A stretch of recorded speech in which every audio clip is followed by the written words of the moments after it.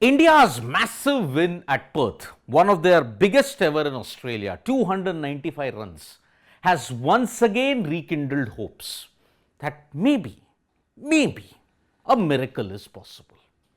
295 runs and India are already 1-0 up in the series. And looking at it, Australia rarely won after losing the first test. So that is why looking at this situation now, is the dream possible for India?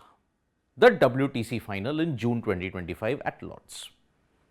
Number one, it is very important to understand the current situation. India now has 61.11 percentage points, Australia has slipped to second with 57.69, Sri Lanka have got 55.56, New Zealand have got 54.55, South Africa are fifth, 54.17. These are the 5 teams who are technically in fray for the last 2 spots.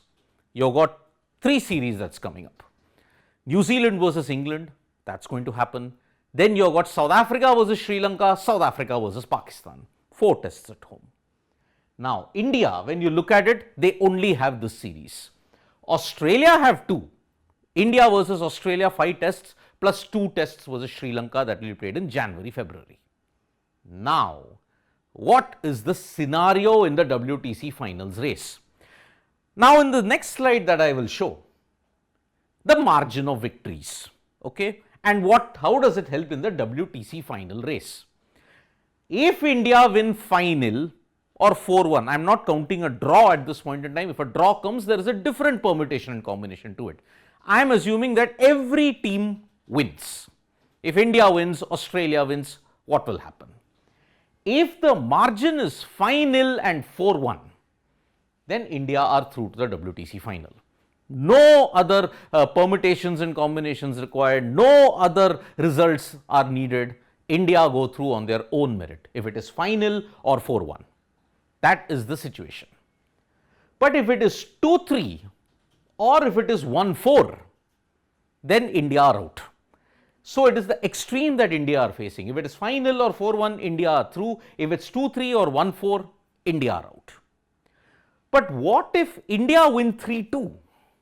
If India win the BGT 3-2, then they will need other results going their way. What are the other results?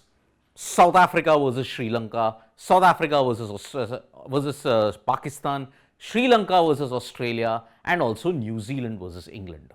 So first 2 qualify, last 2 eliminated. But what if it is 3-2? If it is 3-2, then New Zealand shouldn't win 2 or more tests versus England. Because if they win 3-0, they also will get past 61 percentage points as well. So that is why New Zealand, they don't win more than 2 tests versus England, then they are through. Australia should lose 3 plus 1. They lose 1 more to Sri Lanka. Then Australia are also out, New Zealand are also out. South Africa lose 2 tests.